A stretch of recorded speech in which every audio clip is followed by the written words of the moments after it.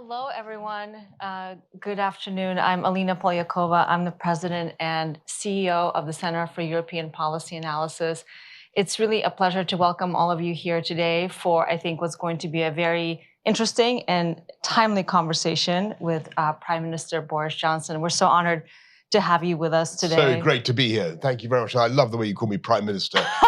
It's a courtesy title that does not exist in the United Kingdom. I should reassure all UK media here. Okay. Mr. Johnson, welcome. It's great to have you. No, I like it. America. I know. It's great.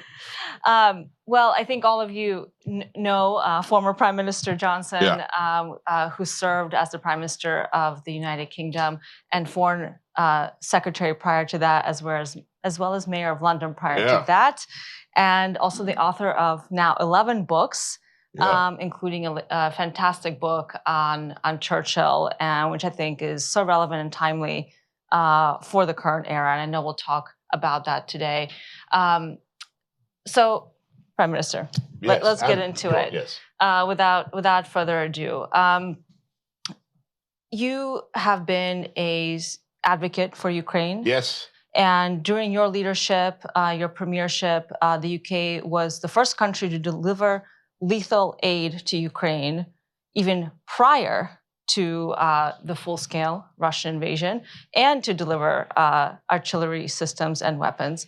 First European country. First European country, that's correct. Yeah. Can you talk a little bit more about why you supported Ukraine at that time, and why you continue now as a private citizen to advocate for Western support for Ukraine? Why is it so important to you? I supported Ukraine just for the obvious reason that it was morally abominable that an innocent European country was being attacked and civilians were being murdered in large numbers, and there was an act of wanton aggression on a scale we hadn't seen for 80 years.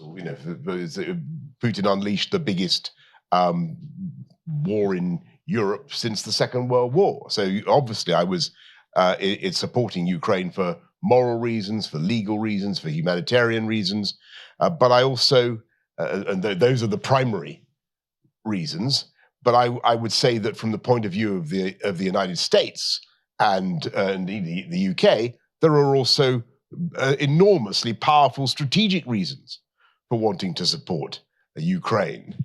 And they are that, number one, if Ukraine falls, then you have the risk of further Putin revanchism all around the periphery of the former Soviet Union. He won't stop there. You saw his extremely creepy interview with Fox. It wasn't Fox News. Sorry, forgive me. I got it wrong. It was some guy who used to be on Fox News. You saw that thing where he seemed to think that Poland was responsible for the outbreak of the Second World War, and didn't seem to understand what the Molotov-Ribbentrop Pact was all about. You saw what he had to say. It is chilling. Number two, strategically, if you want to prevent that kind of thing, if you want to guarantee the security of the Euro-Atlantic area, if you want to save American tax dollars, potentially trillions of tax dollars in decades to come,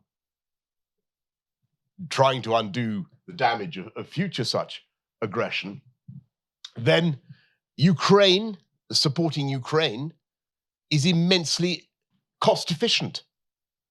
You haven't got any American boots on the ground at all, and you are fighting for freedom. And most importantly, perhaps from a US strategic point of view, you're sending a message to Beijing that aggression and the changing of borders by force is not going to be tolerated, is not easy, and is likely to end in disaster.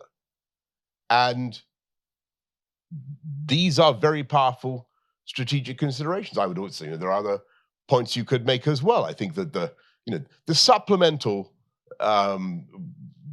budget that is I think everybody, certainly I'm praying, is going to be approved. And I should preface all this by saying how deeply I respect what the US has done, and how indebted, I believe, that the world is once again to the people of the United States of America for the support that they have given. And it's been fantastic, and it's been transformatory for Ukraine.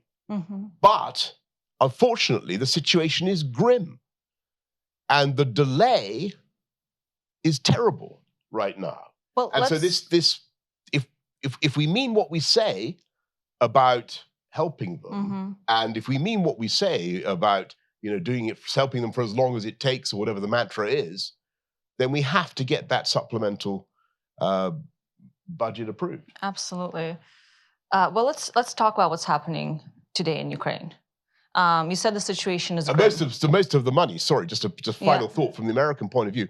Most of the money, whatever it's 60 billion or whatever the expenditure is of course going to go into the U.S. economy. It's going to drive jobs and growth here in the United States. Don't forget that elementary point as well. Well, you're absolutely right. I wish that our Congress had renamed the Ukraine Supplemental the U.S. Defense Investment Act, because that's actually what it is. It's going to jumpstart our own defense industrial capacity in a significant way, and we need it. Yeah. But I want to turn to what's going on in Ukraine right now. You said the situation is grim. Over the last several days, we have seen a massive uptick in air attacks by the Russian side on Ukraine's energy grid, on civilian targets, and they seem to be having a lot more success. And a lot of that is due to the fact that Ukrainians simply are losing the ability to defend themselves because they don't have the systems, they don't have the missiles, and they don't have enough ammunition. You were just in Ukraine in February to mark the very solemn mark of 2 years since the start of the full-scale invasion. You saw President Zelensky and others. What is your sense of the situation on the ground and of morale, given the situation here on support for Ukraine? My sense is that the morale of the Ukrainian people is obviously fragile. Things are tough, but they're determined, and they're going to fight for their country. I did not get any sense of defeatism or any sense that they think that they're going to lose. They don't think they're going to lose. And I tell you what, I also found they believe, and this is what's so important for us to, they believe in us.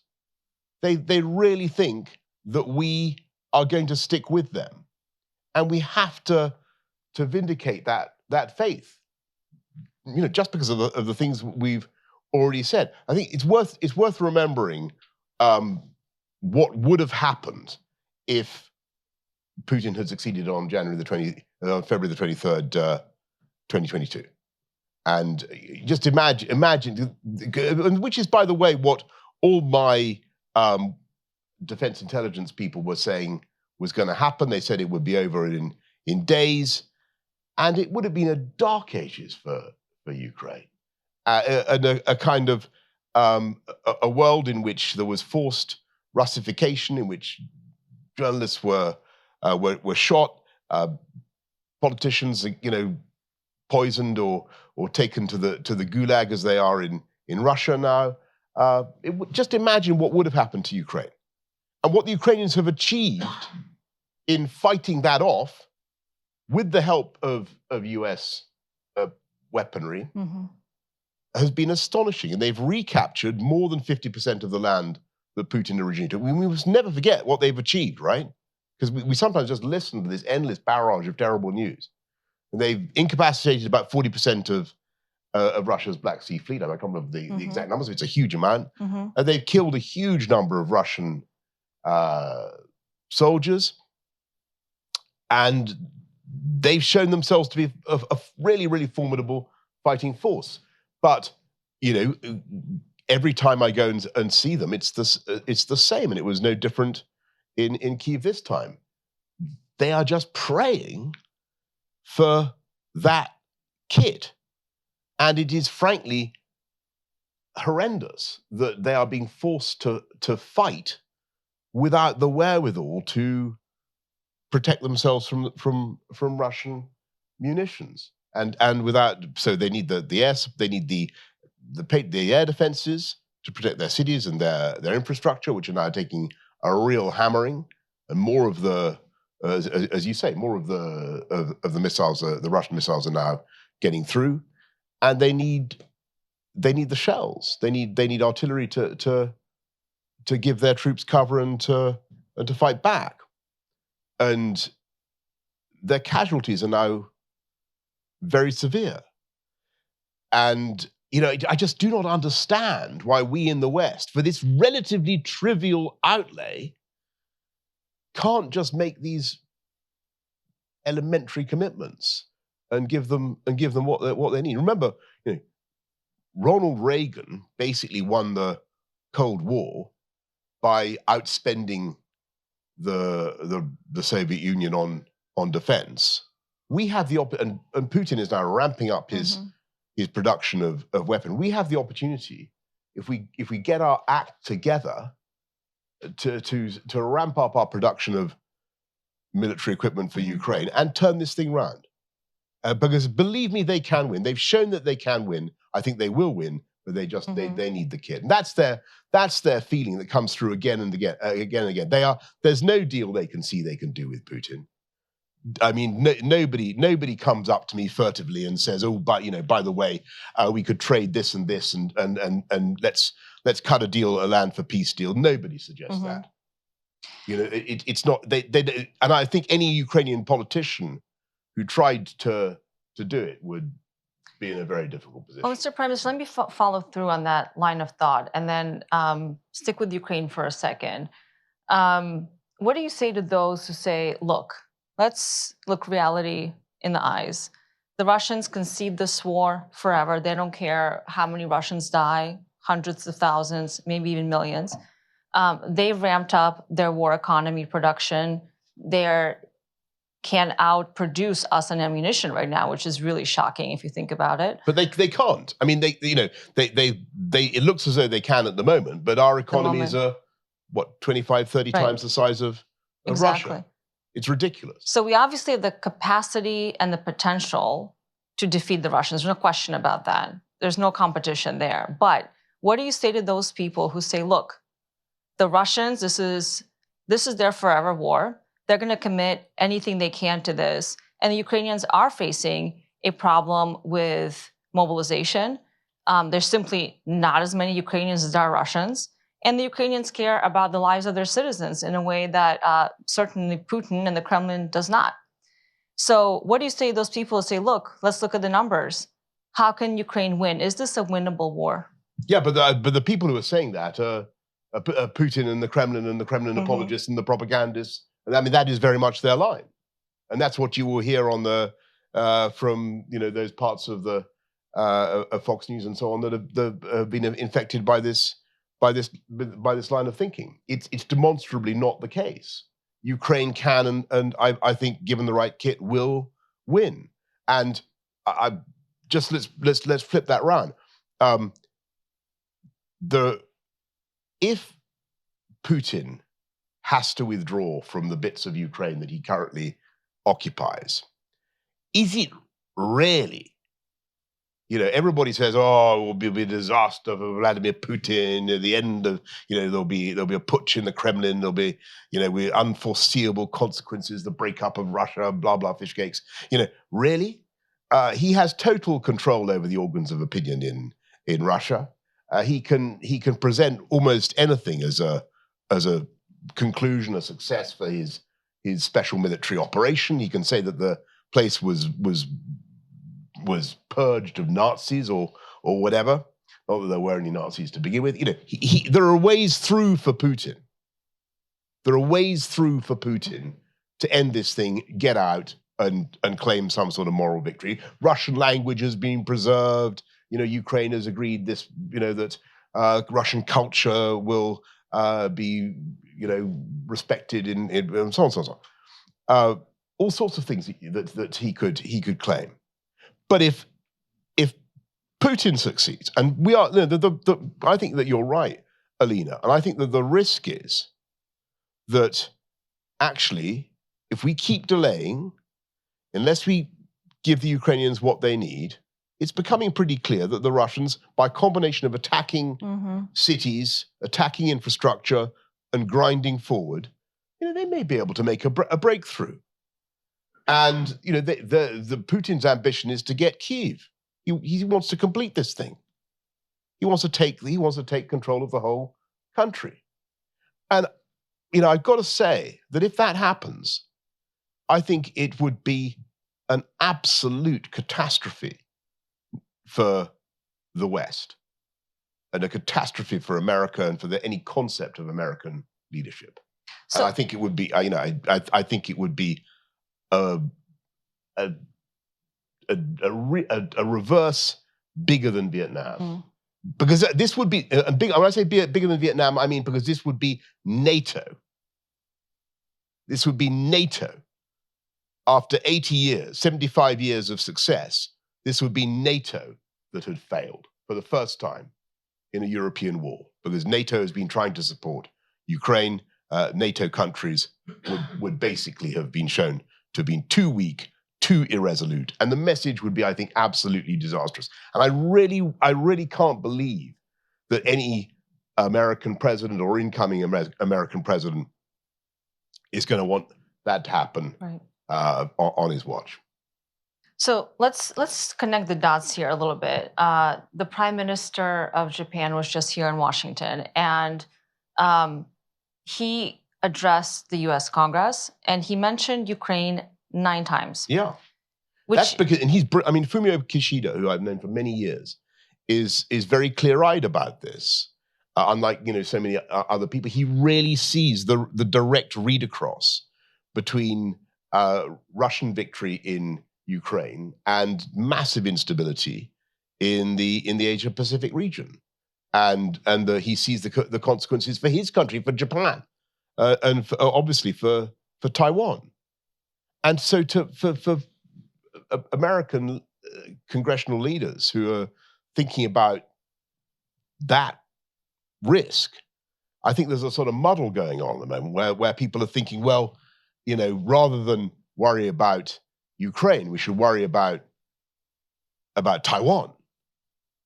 But the whole point is you avert disaster around the world if you stop Putin succeeding in Ukraine. And the cheapest, most efficient way to show that the West is still up for it, is still capable of defending democracy, freedom, boundaries, rule of law, is for the Ukrainians to win.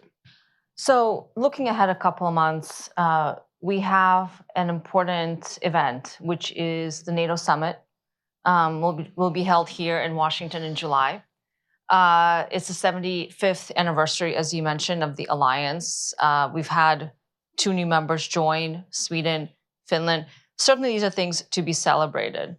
Yeah. But as far as we know and understand right now, there's no clear path that's going to be presented for Ukraine to join NATO at the summit. You have previously said that Ukraine should join the alliance. Yeah. How is that possible if there's an ongoing war in Ukraine? How do you see the path forward?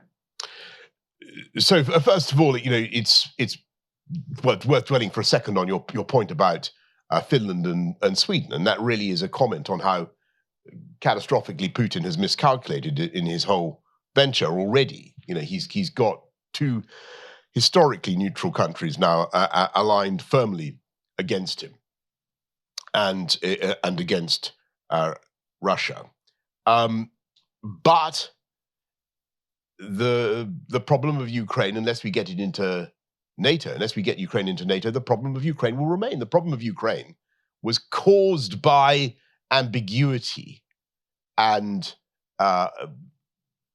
uncertainty about Ukraine's status,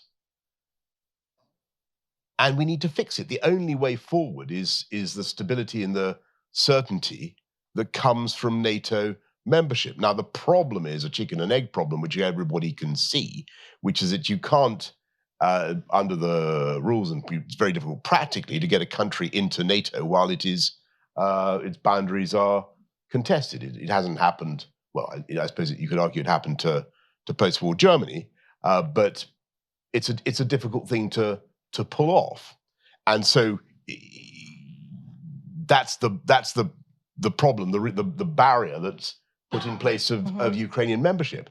But of course, that gives Putin an incentive to continue to protract the war and to continue to torment Ukraine, because that's his way of keeping Ukraine out of NATO. So we need to find a way of breaking that, of squaring that circle, of breaking through that chicken and egg problem, and starting a process of getting Ukraine in, irrespective of the fact that its boundaries are still contested violently.